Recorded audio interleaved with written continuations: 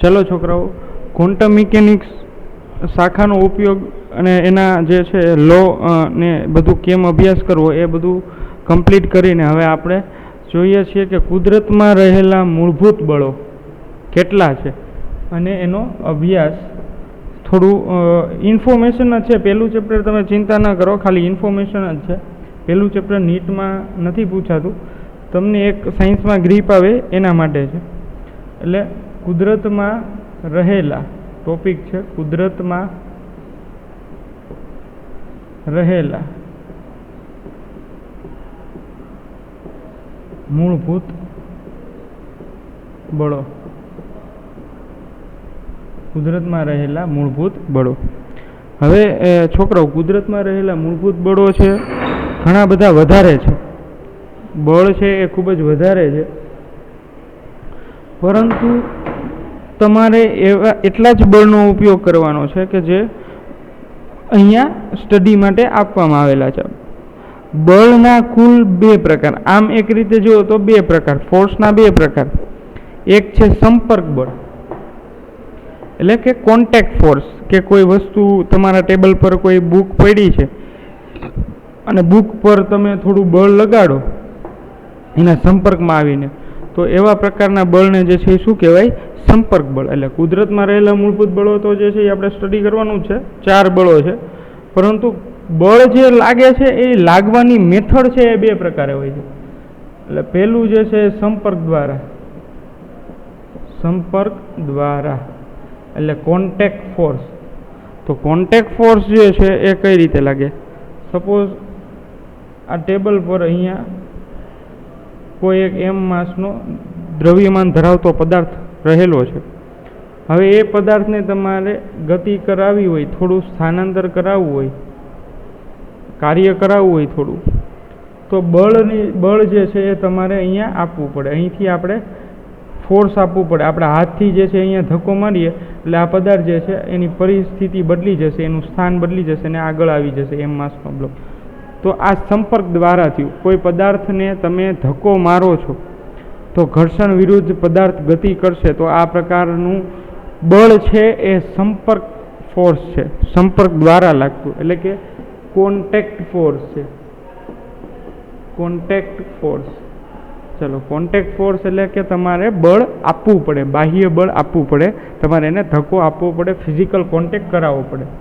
બીજું બળ જે છે એ સંપર્ક વિના બળ લાગવાની મેથડની વાત કરું છું. પાછું રિપીટ કરું, કુદરતમાં રહેલા મૂળભૂત બળો નથી ની ચર્ચા કરતા, આપણે એવા જ બળની ચર્ચા કરીએ કે ભાઈ બળ લાગવાની પ્રોસેસ કેટલી, ટાઈપ કેટલા, તો કે સંપર્ક દ્વારા અને સંપર્ક વિના. સંપર્ક વિના. ચલો, એટલે આને જે છે આપણે શું કહીશું ઇંગ્લિશમાં? Non contact. Non contact. ચલો, નોન કોન્ટેક્ટ ફોર્સ. તો નોન કોન્ટેક્ટ ફોર્સમાં આપણે બાહ્ય બળની જરૂર પડતી નથી, એટલે કે સંપર્ક કરાવવાની જરૂર પડતી નથી. એના એક્ઝામ્પલ તમને આપું. એક સપોઝ અહીંયા એક મેગ્નેટ પડેલું છે, ગજિયો ચુંબક, 12 મેગ્નેટ. તમે બહુ મેગ્નેટના પ્રકાર ભણી ગયા છો. એમાંનો કોઈ એક મેગ્નેટ, 12 મેગ્નેટ, અને અહીંયા કોઈ એક દ્રવ્યમાન છે કે જે Fe બનેલું છે. એ ધાતુ છે એ Fe છે. Fe એટલે 26 નંબર ધરાવતું, આવર્ત કોષ્ટકમાં 26 Fe 56. તો 26 Fe એટલે લોખંડનો પદાર્થ આની સાથે આકર્ષાશે. આકર્ષણ એટલે અહીંયા આકર્ષણ બળ અનુભવે. આ તમે 8મા 9મા ધોરણમાં ચર્ચા કરી લીધી છે અને જોયેલું છે. મેગ્નેટ સાથે આપણે ફન મસ્તી કરતા હોય છે તો આકર્ષણના કારણે જે છે જકડાય છે. તો અહીંયા કોઈ પ્રકારનો કોન્ટેક્ટ છે નહીં, હવા જ છે, માધ્યમ ફક્ત હવા જ છે, પરંતુ આકર્ષણ એટલું છે મેગ્નેટનું કે Feને એના તરફ, Feના ટુકડાને એના તરફ આકર્ષશે, ખેંચશે. તો આ પ્રકારના બળની ચર્ચા જે છે એને આપણે સંપર્ક બળ કહીએ છીએ. સંપર્ક વિના લાગતું બળ કહીએ છીએ. અને અહીંયા જે છે સંપર્ક દ્વારા, એટલે કોન્ટેક્ટ ફોર્સ અને નોન કોન્ટેક્ટ ફોર્સ. તો બળ લાગે કઈ રીતે? તો બળ લાગવાના ટાઈપ છે કે કઈ રીતે બળ લાગે, અથવા તો કોઈ પદાર્થ પર જે ફોર્સ લાગતો હોય તો એ કઈ રીતે લાગે. હવે આપણે ખાલી 4 નામ જોઈએ કે ભાઈ કુદરતમાં રહેલા મૂળભૂત બળો કેટલા છે? તો કે કુદરતમાં મૂળભૂત રહેલા બળો છે એ 4 છે. કુલ બળો 4 છે. કુદરતમાં રહેલા કુલ બળો કુલ 4 છે. 4 બળો છે. ચલો, એમાં પહેલું બળ, એ બળનું નામ જ છોકરાઓ સ્ટ્રોંગ ફોર્સ છે. સ્ટ્રોંગ બળ, સ્ટ્રોંગ ફોર્સ. તમને એમ થાય કે સર સ્ટ્રોંગ બળ કઈ રીતે અને એ કઈ રીતે લાગે, તો એનું આપણે હમણાં ડિટેલમાં જોવાના છીએ. 2 માર્ક્સના ક્વેશ્ચન છે બધા બળો. થોડું ડિટેલમાં આપણે જોશું, તમને સમજાશે, મજા આવશે. ઇન્ફોર્મેશન જાણવાનું જ છે આપણે આ ચેપ્ટરમાં બધું. તો સ્ટ્રોંગ બળ કુલ 4 બળો છે. એમાં પહેલું બળ છે એ સ્ટ્રોંગ બળ છે. ન્યુક્લિયર આપણે ચર્ચા કરી દીધી છે. ન્યુક્લિયર સ્ટડીમાં જે બળ ઉદ્ભવે છે ન્યુક્લિયસની અંદર, ન્યુક્લિયર સ્ટડીમાં, ન્યુક્લિયર ભૌતિક વિજ્ઞાનમાં ન્યુક્લિયસની અંદર પ્રોટોન અને ન્યુટ્રોન વચ્ચે રહેલા બળો જે ઉદ્ભવે છે, લાગે છે, તો એવા બધા બળોને આપણે સ્ટ્રોંગ બળ કહેવામાં આવે છે. તો સ્ટ્રોંગ બળ એ ન્યુક્લિયસ પૂરતું લાગે છે, એટલે લઘુ અંતરીય છે. એ વધારે ચર્ચા આપણે આના પછી કરશું, પરંતુ પહેલાં આપણે ટાઈપ્સ જોઈ લઈએ, કેટલા ટાઈપ છે.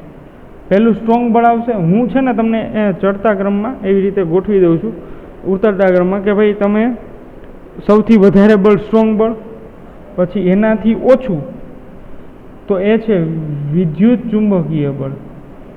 વિદ્યુત ચુંબકીય બળ એટલે કે ઇલેક્ટ્રોમેગ્નેટિક ફોર્સ.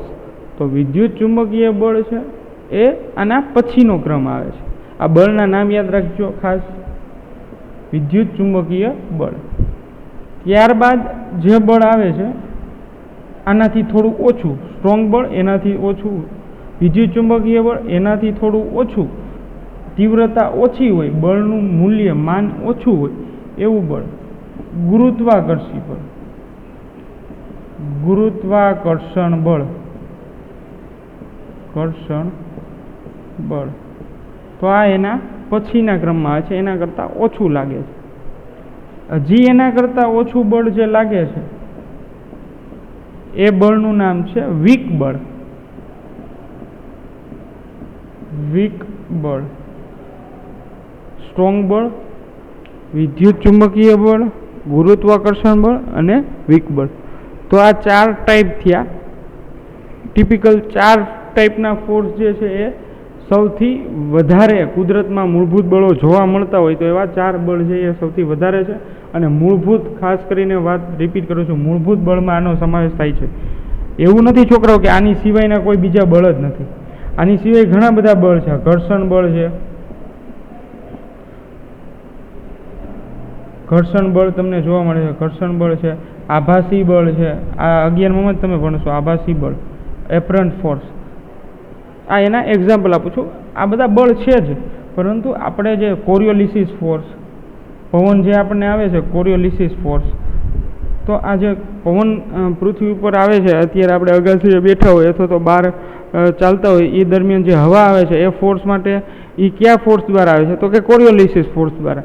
તો એ બધા બળ છે જ, એવું નથી એ બધા બળ નથી, બળ છે જ, પરંતુ એનો મૂળભૂત બળમાં સમાવેશ થતો નથી. આ બધા એક્ઝામ્પલ છે બળના, પણ આનો મૂળભૂત બળમાં સમાવેશ થતો નથી. મૂળભૂત બળની વાત કરીએ તો 4 જ છે: સ્ટ્રોંગ બળ, વિદ્યુત ચુંબકીય બળ, ગુરુત્વાકર્ષી બળ અને વીક બળ.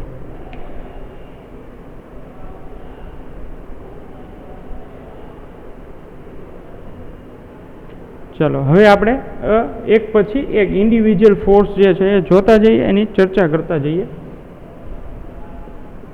તો પહેલું બળ છે એ છે સ્ટ્રોંગ બળ. સ્ટ્રોંગ બળ. હવે છોકરાઓ સ્ટ્રોંગ બળ છે એ ન્યુક્લિયસમાં ઉદ્ભવે છે. એનું જે સોર્સ છે એ ક્યાં ઉદ્ભવે છે, એની ઉદ્ભવની સ્થિતિ, સોર્સ એ ન્યુક્લિયસમાં જોવા મળે છે. તમને ક્યાં ઓબ્ઝર્વ થવા મળે છે, તો કે ન્યુક્લિયસમાં જોવા મળે છે. તો સ્ટ્રોંગ બળ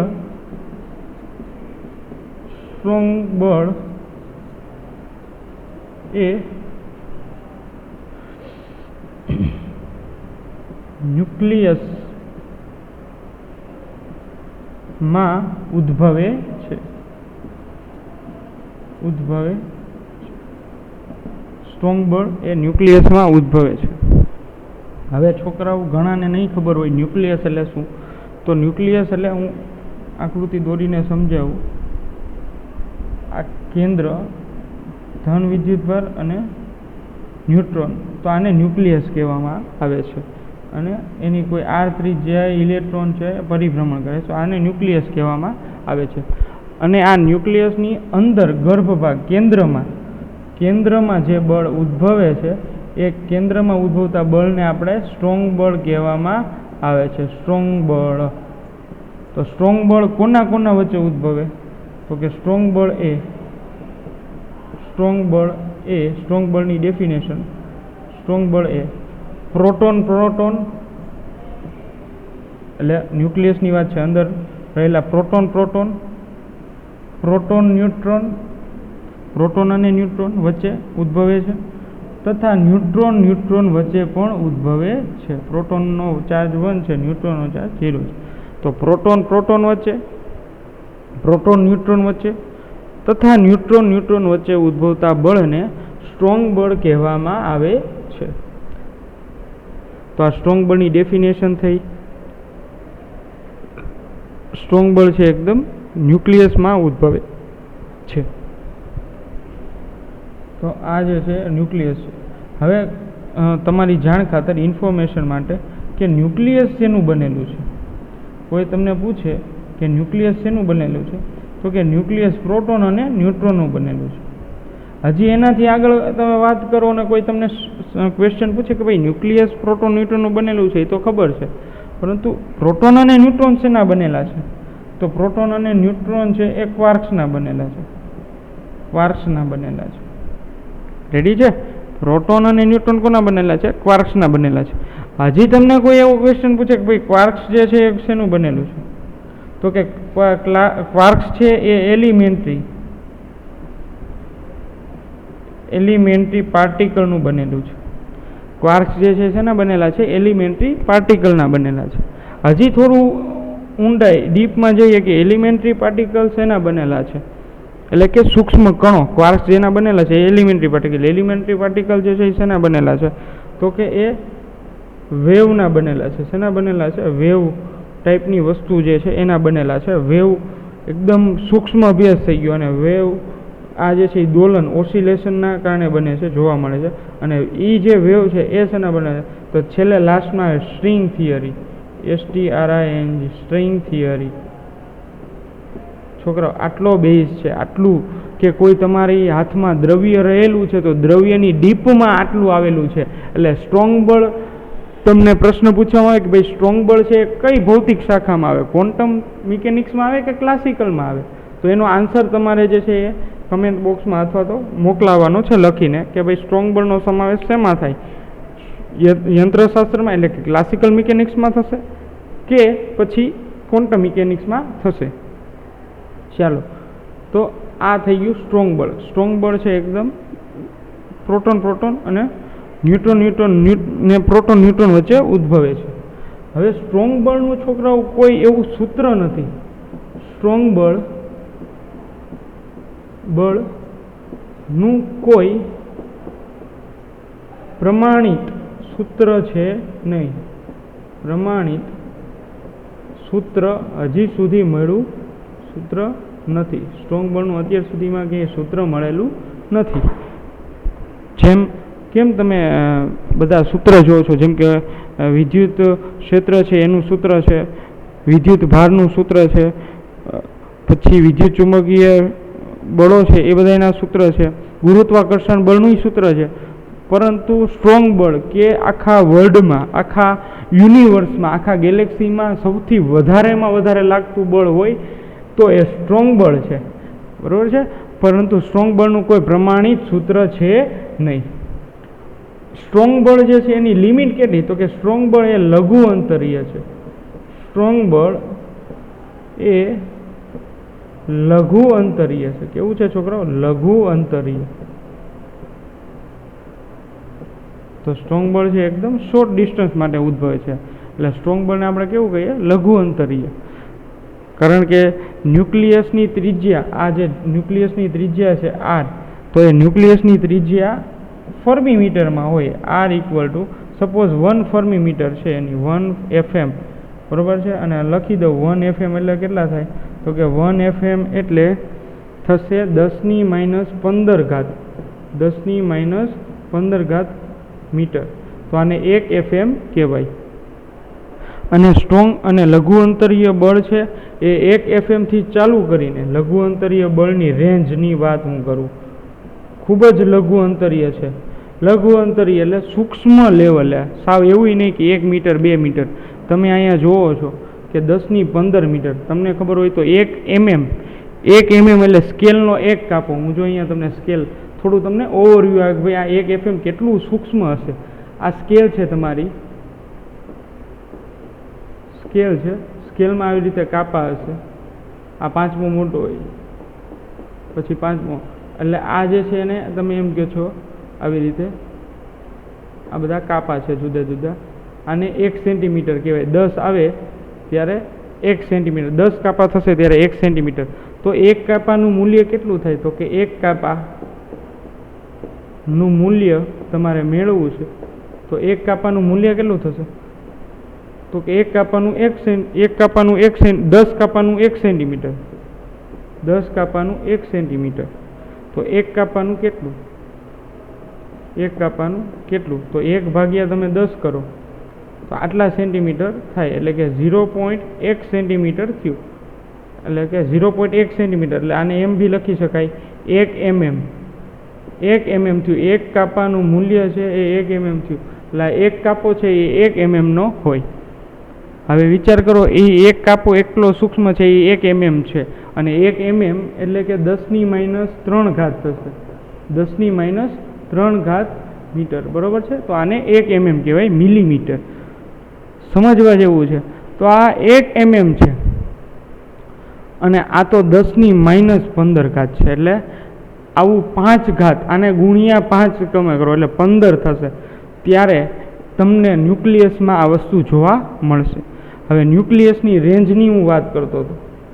લાસ્ટ પોઈન્ટ લઈએ, ન્યુક્લિયર બળની રેન્જ કેટલી છે. તમને MCQમાં પૂછવામાં આવે તો એની રેન્જ છે 1 FM થી 3 FM સુધી. જુઓ છોકરાઓ, 3 FM પછી એ કોઈ ફોર્સ લગાડશે જ નહીં. 3 FM પછી ન્યુક્લિયર ફોર્સ જે છે એ કેવું થઈ જશે, ટોટલી 0 થઈ જશે. ન્યુક્લિયર બળ છે એ 1 FM થી 3 FM સુધી જ લાગે છે. 3 FM પછી ન્યુક્લિયર બળ છે એ જોવામાં આવતું નથી, જોઈ શકાતું નથી. તો આના ઉપરથી તમે આની ગંભીરતા જોઈ શકો છો કે સ્ટ્રોંગ બળ છે એ ન્યુક્લિયસમાં લાગે છે. ન્યુક્લિયસના કેન્દ્રમાં રહેલા પ્રોટોન અને ન્યુટ્રોન છે. તો સ્ટ્રોંગ બળ એ પ્રોટોન વચ્ચે, પ્રોટોન ન્યુટ્રોન વચ્ચે અને ન્યુટ્રોન વચ્ચે લાગે છે. પછી ડિટેલમાં તમને સમજાવ્યા કે ભાઈ ન્યુક્લિયસ શું છે, તો કે કોઈ દ્રવ્યનો અંદરનો ભાગ, ગર્ભ ભાગ, એને આપણે ન્યુક્લિયસ કહીએ છીએ કે જેની ફરતે ઇલેક્ટ્રોન રિવોલ્વિંગ થાય છે, પરિભ્રમણ કરે છે. ત્યારબાદ પ્રોટોન અને ન્યુટ્રોન ક્વાર્ક્સના બનેલા છે. ક્વાર્ક્સ શેનો બનેલો, તો કે એલિમેન્ટરી પાર્ટિકલના બનેલા છે. એલિમેન્ટરી પાર્ટિકલ કોના બનેલા છે, તો કે વેવ ટાઈપના બનેલા છે. એવું ક્વોન્ટમ બેઝ થિયરીમાં કહે છે. વેવ ટાઈપ કોના બનેલા છે, તો કે સ્ટ્રિંગ થિયરીના બનેલા છે.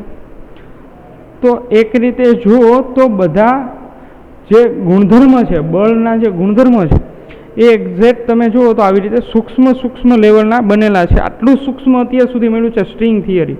છોકરાઓ, સ્ટ્રિંગ થિયરી બહુ જ હાર્ડ છે. તમે નેટનો યુઝ કરતા હોય તો તમે નેટમાં ખાલી સર્ચ કરજો સ્ટ્રિંગ થિયરી, એટલે તમને એમાં જોવા મળશે. લેટેસ્ટમાં લેટેસ્ટ અત્યારે સાયન્ટિસ્ટો આના ઉપર કામ કરે છે, સ્ટ્રિંગ થિયરી ઉપર. અને જો સ્ટ્રિંગ થિયરીની વસ્તુ, એની પ્રેક્ટિકલ વસ્તુ જો મળી જાય, કે બધું સ્ટ્રિંગ થિયરી મળી જાય, તો પૃથ્વી શેની બનેલી છે, કેટલા વર્ષ પહેલાં એનો જન્મ થયેલો છે, પહેલાં પૃથ્વીનો ઉદ્ભવ કઈ રીતે થયો. તો એવું કહેવામાં આવે છે કે સૂર્યની એક પ્રક્રિયા છે, સૂર્યની સંલયન પ્રક્રિયા છે, ન્યુક્લિયર સંલયન પ્રક્રિયા. તો ન્યુક્લિયર સંલયન પ્રક્રિયામાંથી એક બિગ બેંગ થયેલો છે. બિગ બેંગ એટલે એક મોટો ધડાકો, વિસ્ફોટ. અને એ વિસ્ફોટમાંથી જુદા જુદા દળ ધરાવતા પદાર્થો એની સ્થિતિ ઉર્જા મુજબ જુદી જુદી કક્ષામાં સેટ થઈ ગયા અને સેટ થઈને કોઈ સૂર્યની આસપાસ પરિભ્રમણ કરવા લાગ્યા. તો એ કઈ રીતે પરિભ્રમણ કરે છે, કેટલા વર્ષો પહેલાં આ બિગ બેંગ થયેલો છે, તો આ બધું સ્ટ્રિંગ થિયરી દ્વારા જ અભ્યાસ શક્ય બને છે. તો સ્ટ્રોંગ બળ જે છે એ અત્યારનો વધારે ચર્ચાનો વિષય છે. વધારે સાયન્ટિસ્ટો ન્યુક્લિયસમાં કામ કરે છે. પછી બીજી એક વસ્તુ કહું છોકરાઓ કે ન્યુક્લિયસ જે છે એ ન્યુક્લિયસનો જે ભાગ છે, ન્યુક્લિયસ કયા કણો છે ન્યુક્લિયસના બનેલા છે, કયા કણો ન્યુક્લિયસના બનેલા છે એ જાણવું હોય તો એના માટે સિમ્પલ સાયન્ટિસ્ટોએ કીધું છે કે જેની પાછળ ઓન સમૂહ લાગે, જેની પાછળ ઓન સમૂહ લાગે છે તો એવા બધા કણો જે છે એ ન્યુક્લિયસના બનેલા છે. જેમ કે ન્યુટ્રોન, જો આવ્યું ને ઓન, ન્યુટ્રોન, પછી પ્રોટોન ઓન સમૂહ લાગે, ઇલેક્ટ્રોન, તો આ બધા જેની પાછળ ઓન સમૂહ લાગે છે એ બધા ન્યુક્લિયર ફેમિલી મેમ્બર છે, ન્યુક્લિયરમાં રહેલા છે, ન્યુક્લિયસમાં રહેલા છે. તો આ બધું જે છે એ જોઈ લેજો. તમારા ટેક્સ્ટબુકમાં આટલી બધી ડિટેલમાં નથી આપ્યું, પરંતુ આ તમને મજા આવે, એક સાયન્સમાં ગ્રીપ આવે, મજા આવે, જાણવા જેવું છે કે ભાઈ સ્ટ્રોંગ બળ કઈ રીતે લાગે છે. તો સ્ટ્રોંગ બળની લિમિટેશન યાદ રાખજો ખાસ, 1 FM to 3 FM સુધી હોય છે. સ્ટ્રોંગ બળ ખૂબ જ લઘુ અંતરીય છે, એ દૂરના ડિસ્ટન્સ સુધી જો લાગતું નથી, જોવા મળતું નથી.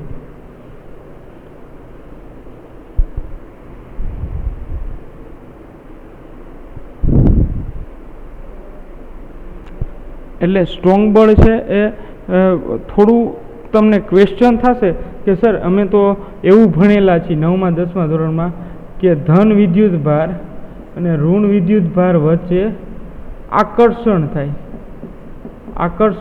છે. ધન વિદ્યુત ભાર અને ઋણ વિદ્યુત ભાર વચ્ચે આકર્ષણ થાય છે અને ધન વચ્ચે અપાકર્ષણ થાય છે. ધન વચ્ચે અપાકર્ષણ થાય છે. ધન વિદ્યુત ભાર અથવા તો ઋણ. ટૂંકમાં સજાતીય વિદ્યુત ભાર વચ્ચે આકર્ષણ જોવા મળે છે, જ્યારે વિજાતીય વિદ્યુત ભાર વચ્ચે અપાકર્ષણ જોવા મળે છે. તો આ એક તમને બીજો ક્વેશ્ચન પણ પૂછું છું કે ન્યુક્લિયસમાં તો બધા ધન વિદ્યુત ભાર જ છે, ફક્ત પ્રોટોન અને ન્યુટ્રોન જ છે.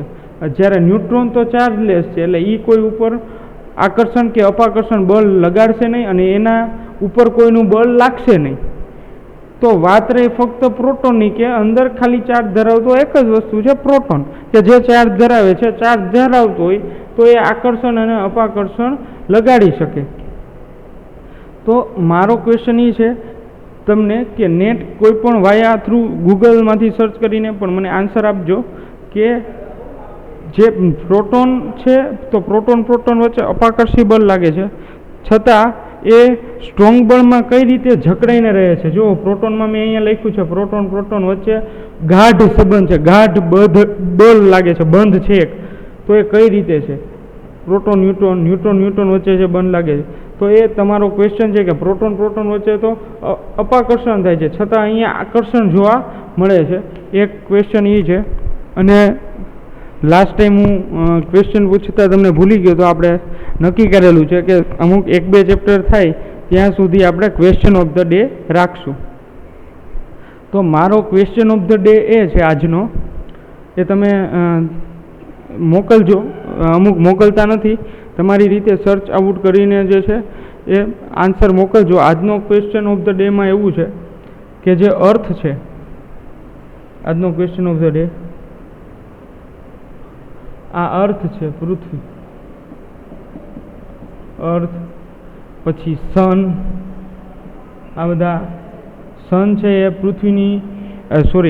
પૃથ્વીથી સૌથી નજીકમાં નજીક અથવા તો ગેલેક્સીમાં સૌથી નજીકમાં નજીક આવેલો સ્ટાર છે. સન છે સ્ટાર છે, કોઈ ગ્રહ ન બોલતા, સન છે સ્ટાર છે, સૌથી નજીકમાં નજીક. પછી બીજા ગ્રહની વાત કરીએ આપણે, ઉપગ્રહની વાત કરીએ તો ચંદ્ર એટલે કે મૂનનું બીજું નામ છે લુનાર, ગ્રીક વર્ડ છે છોકરાઓ લુનાર. મૂન એ કહી શકો, લુનાર એ કહી શકો. અર્થ, ચંદ્ર, મુનાર, લુનાર. ત્યારબાદ વાત કરીએ ગુરુ એટલે કે જુપિટર. તો આ બધા ગ્રહો છે છોકરાઓ, એનો શેપ જે છે, બધા ગ્રહોનો શેપ એ સર્ક્યુલર ફોર્મમાં જોવા મળે છે. સર્ક્યુલર ફોર્મમાં જોવા મળે છે. તો શા માટે સર્ક્યુલર એટલે કે ગોળ અને ઘન ગોળો છે એટલે સ્ફિયર એટલે ઘન ગોળા સ્વરૂપે જોવા મળે છે. શા માટે ઘન ગોળા સ્વરૂપે? એનો શેપ જે છે, આપણો ક્વેશ્ચન છે, એનો શેપ કેમ ઘન ગોળા સ્વરૂપે? કેમ ચોરસ નહીં, કોઈ આવો આકાર નહીં, કોઈ આવો આકાર નહીં, અને ફક્ત રાઉન્ડ ફિગરમાં જ જોવા મળે છે, ગોળ સ્ફિયરમાં જોવા મળે છે? તો અમારો ક્વેશ્ચન છે. તો તમે આનો આન્સર જે છે બધા તમારે ફાઇન્ડ કરીને કમેન્ટ બોક્સમાં જે છે એ મોકલાવવાનો છે. તો અહીં સુધી આપણે સ્ટ્રોંગ બળ સુધી જોયું અને આજનો ક્વેશ્ચન ઓફ ધ ડે. તો આજનો લેક્ચર અહીંયા કમ્પ્લીટ કરી છીએ.